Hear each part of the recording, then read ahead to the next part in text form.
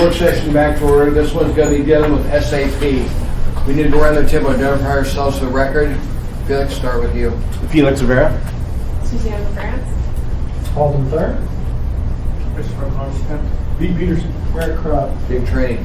Alden, you are the head of SAP, sir. Thank you, Chairman Freeman. You're going to start explaining to them what SAP is, how it had a terrible birth.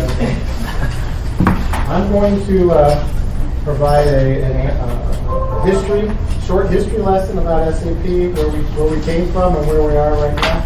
Okay. Great, thank you. I think we're almost there. Thank you. Perfect. Thank you. So, Myself? Sure, please. Thank you.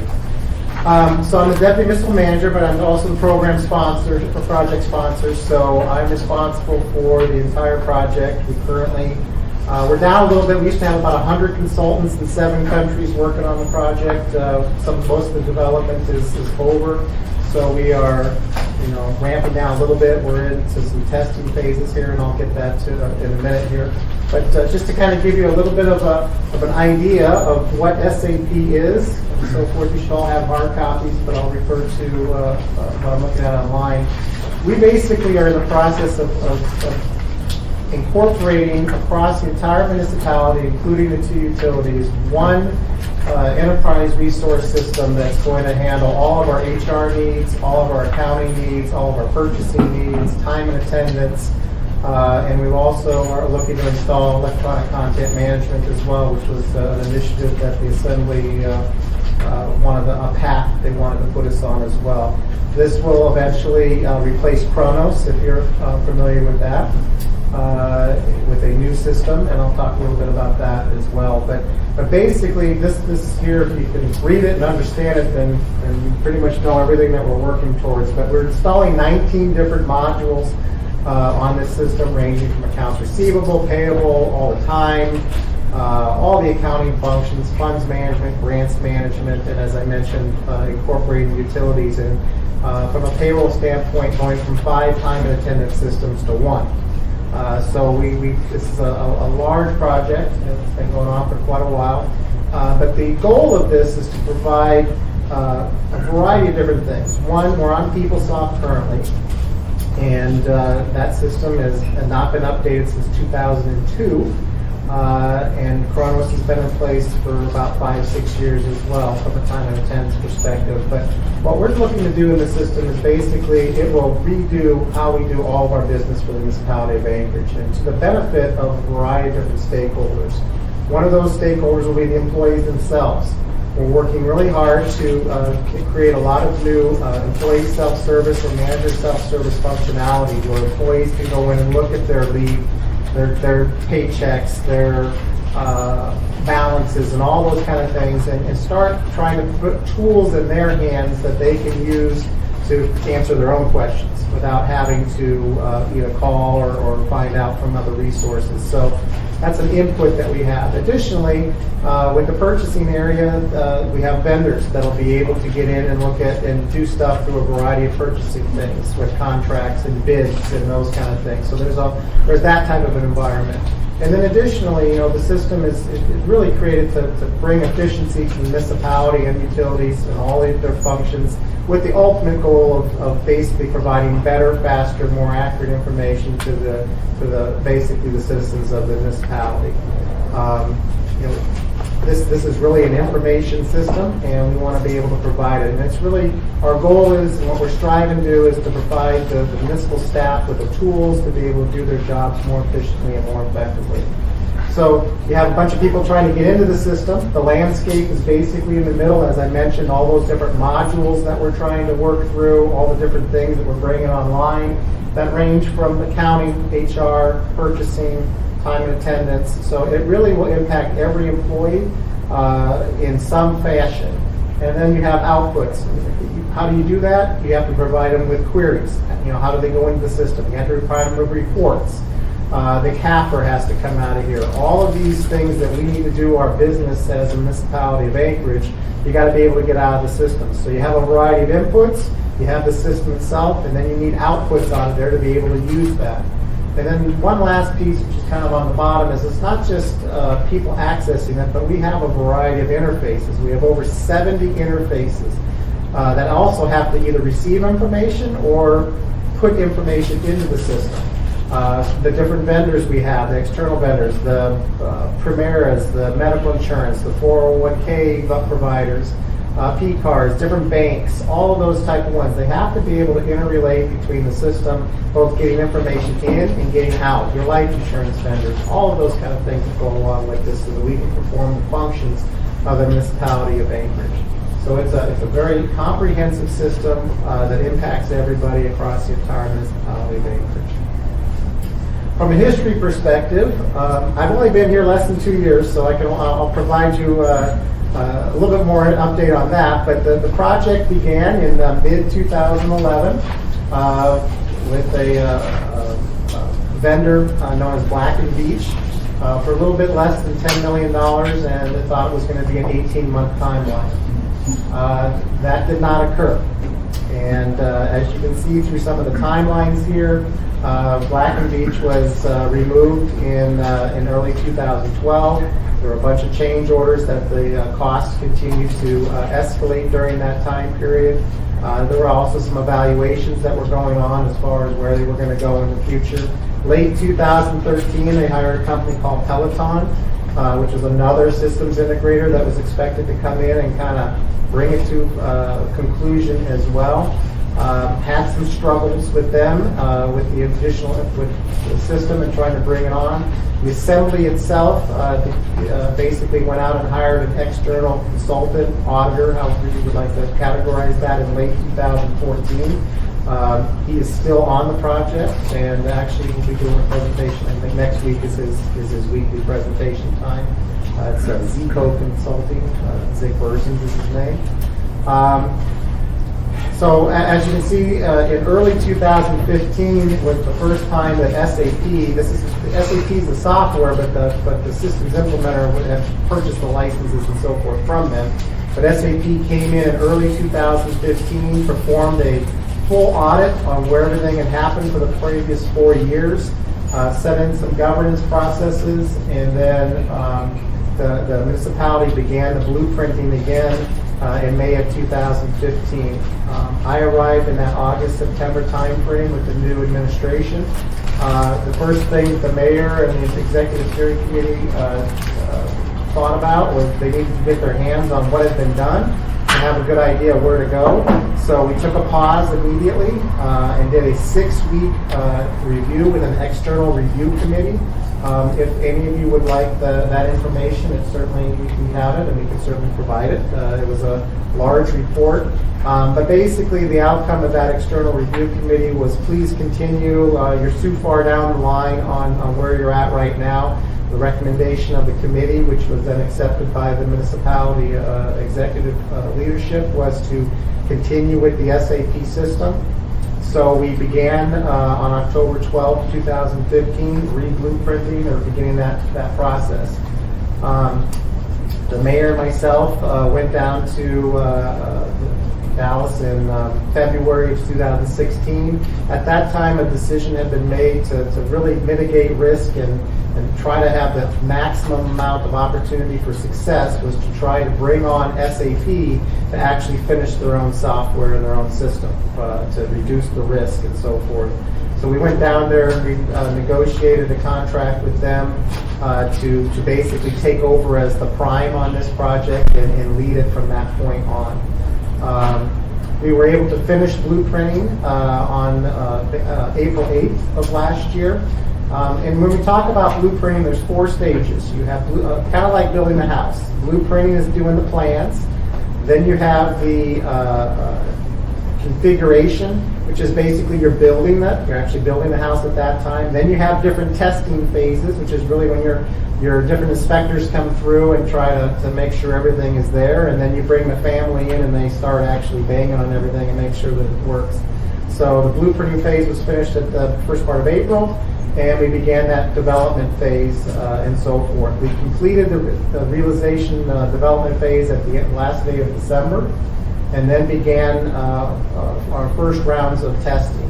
We go through 3 system integration tests, a user acceptance test, and a few other tests. But we began 1st of January, and that first round finished around February 10th. We did then have a little bit of time that needed to be done to continue working on our data preparation within the municipality of Anchorage. So we actually began the second round of testing 2 weeks ago on April 10th. So we're just finishing up our second week on that one right now.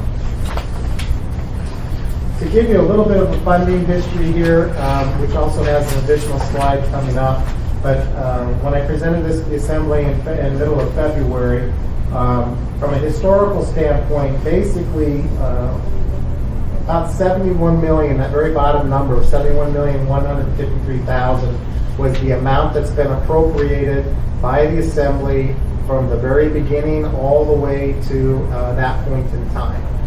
So it was through many, many different Assembly memos, a variety of different contractors, and all those kind of things. But that's the amount that was budgeted at that point. That's made up of 2 big categories. One is the money that's been put forth towards contractors or purchasing of hardware and software, and then the other amount is allocated to municipal staff. We have had for many years, and we continue to have right now, a large number of municipal employees who their time is charged, as they're working on SAP, their time is charged to this particular project. So this was basically kind of a current sheet to date kind of a thing. At that point in time, the appropriated or issued was just under about 59 million, and we had about a little over $9 million in municipal activity at that point in time. We do continue to update this and look at it, but the bottom line real point there is that the budget at that point in time was a little bit over $71 million. And we just, and you'll hear this, so I might bring this up, SAP has a horrible invoicing process. So Zig will always bring up, what have we actually spent on this, and there's a lot of estimations in there. Right now, and from an invoicing perspective, we have only paid up with SAP through October. So when you look at our actual numbers here about what's been paid or what Zig might show going forward, those numbers are... You guys know who Zig is? He's that independent auditor. He's the one that he talked about. Right. Jake. Yep. He'll be here next week. So we're always, we owe more than necessarily we've paid because the invoicing is pretty bad with SAP. We were actually current with every other vendor on the project except for SAP. So we tend to be behind and struggling there. So there's always some comments made with regards to what's been spent versus what we owe and those kind of things. And the difference is because we have these challenges that happen with the SAP invoicing process. And trust me, we have tried to make that better. To no avail. Yes, Chris. Quick question, the capitalized payroll, I understand that that's our staff time. Correct, sir. In that particular point, 9.255 million was the amount that had been appropriated from all the prior years up until that point, and we had at that point 1.544 million that was still left to be spent for this particular fiscal year, beginning in January.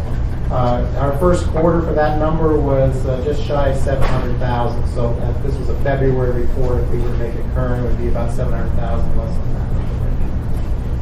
But that, you are correct. That's the municipal staff that's worked since we started on this. So what's been allocated. The next page is the current schedule that we're kind of marching towards right now based upon where we're at and what we know and all that we've gone through. It's always subject to change. There's things that we're always trying to move faster, but it's kind of the current layout that we're shooting towards. You can see that in the light blue there's 2 sit tests. As I mentioned, we're in that second blue box of the top row right there. We're just finishing that up today. There's 3 more weeks of that. The red line is basically we have to prepare our data. The data is really important to make these systems successful. So the red line shows a 6-week endeavor to try to get the data ready for the next testing cycle that we have to go through. The dark blue one right after that, you'll see these kind of repeating. That is the SAP's ability to go through. As you go through any testing, the whole point is actually to find the problems and break fixes and so forth, and to actually then fix them. So when it says defect, break fix, and everything, that's where the problems have been identified, and SAP through their resources are out there trying to fix those type of things. And we go through a similar cycle there that begins on, according to the schedule, on June 5th with another break fix. Once we get that done, then we currently have scheduled to do a user acceptance testing, and that's kind of when we hand it over to the municipal staff full time and just say, break this thing if you can. Our hope is that everything's good at that point. We also have a performance test. That's when you really try to make sure that the hardware that you've got on your system is running to the speed that you need to with the volumes. And then another line there, a brown line, is the testing. That line has kind of moved a little bit as we go through our process and get a delay here and there. But that's the 3 months leading up to go live that we need to be able to train the municipal staffs on all the different courses that they need to have to be able to use the system. And then there's a final step, and then we have a go live at that particular point. So the schedule used to be huge when we had a whole bunch of things, and as we've accomplished goals, we've been able to whittle it down, so it's actually a smaller target right now. We did go back to the assembly in March, so that sheet that I just showed you had the 71 million. We did not have enough funding to be able to make it to the project at that point in time. So we did go back and we received $4.5 million more dollars. So that budgeted number is now over 75 million total if we were to make it current. And it was spread out through these different vendors that are on the project, along with the contingency as well as an allocation to the new resources that we spoke about. But in addition to being able to get this, we've also been able to, we had a large number of gaps that we were negotiating. We were able to get an investment contribution from SAP equivalent to just over $6.3 million. So that's basically money that we would need to finish the project that SAP on their behalf is investing in the project for us, and then we had an equivalent $4.5 million that we put forward at that time. So right now, the funding for the project is a little bit over $75 million. And then lastly here, what are we hoping to get? As I mentioned, which is kind of a summary of everything that we have here. What are we paying for? Well, we're trying to get a new time and attendance system. That's the Kava. Kronos will be going away. Our employees will be using that. Open text, that's our new electronic content management, which we're piloting and purchasing, accounts payable or the ER. And then that potentially could be expanded in future years. But we're basically, the funds that we have here are all taking us to handle the leadership, all the organizational change, which has to do with the training and how do we make our municipal staff ready to be able to use this system once we get it up and running. We've spent a lot of effort on data migration. That has been a lot of work for that. And then we have our main core configuration of all these modules that we're installing that we're using. So the money over the course of the project has been allocated to that. You will hear quite often that there's a lot of money that's been spent on this. When the new administration started over, I would say that almost all the work that was done prior to 2015 did not provide a whole lot of value. So we have been recreating a whole lot of different things, and this project's never been farther. And we're focused and targeted on success for the project, but ultimately, we know how the municipal staffs have been working on this for years, and they've been doing their regular job. And they just want to bring the system on live and be able to begin using it with all the effort and finances that have been put towards it. So that is our goal. It does get a lot of play, and people talk about it a lot, but I do a monthly report during the Budget and Audit Committee to update, and we are very open and forthright with what's going on in the project, and we're always willing and able to answer any questions that you may have on it as we move forward to the successful implementation of this thing. Right now, it looks like October will be its kickoff date when it goes live. Subject to change. Let's see, question for assembly members. If you look on this one sheet, I'll get you in a second, it said originally it was 9.6 million. ZIG estimates it'll be at 81 million by the time we're live with this thing. ZIG has a different number than you have, but that's the number ZIG's been staying with. And at some point in time, I'll take you through its sordid history. Black and Veatch are initial implementers on this. Mayor Sullivan settled out of court on it. They didn't even talk to the assembly on it. So we can't sue them for not doing the job because he settled out of court with them. So we'll have some time later, we'll talk about it. I've got the chief of police here to talk to us then. So, Felix? Thank you, Mr. Chair. I just have a few questions. So on this last line on the project schedule, the go live and support, so I'm assuming, as the go live, if there are issues, it'll be SAP that supports. Right, so currently we have a minimum, and I know we've done a lot of work to think it probably will go more than 4 weeks, but we're planning on right now, once we go live, a 4-week go live support, where we want to try to keep the current consultants and team members to be able to be here to help support the system in its live production environment. And if it goes longer than that 4 weeks, will that be additional cost? Okay, so currently the go live support is funded out of the operating budget. So it's not a capitalizable thing because of GASB 51. Everything up to go live is capital, and we have to come and ask for money for that from the assembly, and then the administration through the budget process would do operating. There was a budgeted amount. I don't know off the top of my head how long that would cover, but there's always the potential that if the needs arise, there might be the opportunity that money would be there. But I do know that there's currently money budgeted for go live support, and we'll have to just see how long that lasts and whether it's enough to last for that time frame. Thank you, Suzanne. Thank you, Mr. Chair. Do you have an idea of how often upgrades need to be performed and the kind of costs associated to keep it current? Okay, so the assembly actually just approved a contract at this exact same time we went there. It's called it was the AMS contract. It went into place effective April 1st. It's a 36-month contract, which basically is the support contract. This current system is being housed externally. You hear the word tech quite often, which is the hosting environment that's out there. The system is residing in Santa Clara, California right now under the SAP environment. So there's a contract for that for 36 months, which is the actual hardware to do it.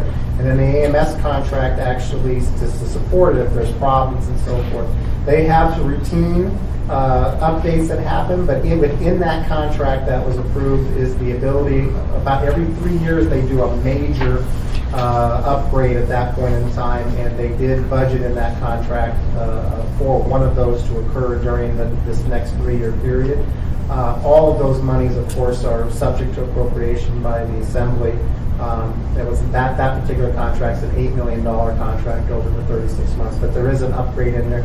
They do smaller updates as well throughout that process. So we have the capability of having somebody else do it, or if we were to find some people, we might be able to save some money downstream by doing it locally. But currently, there's a contract in place to have SAP do that. And that's the most important thing, because that's what happened with PeopleSoft. We didn't So what happened with PeopleSoft? We didn't update it. and we fell behind, and now we're struggling. So those contracts are currently in place. Anything else? We'll be talking more SAP probably next week when Sig's here. And thank you. Thank you The all. administration, to their credit, came in, took responsibility for SAP, and went to work on it. We had numerous times where they said, don't worry, it's starting next month, it's going live. Next month came, it didn't go live. Well, that's next month we're doing the go live day. So thanks for being here, Alden. Thank you, sir.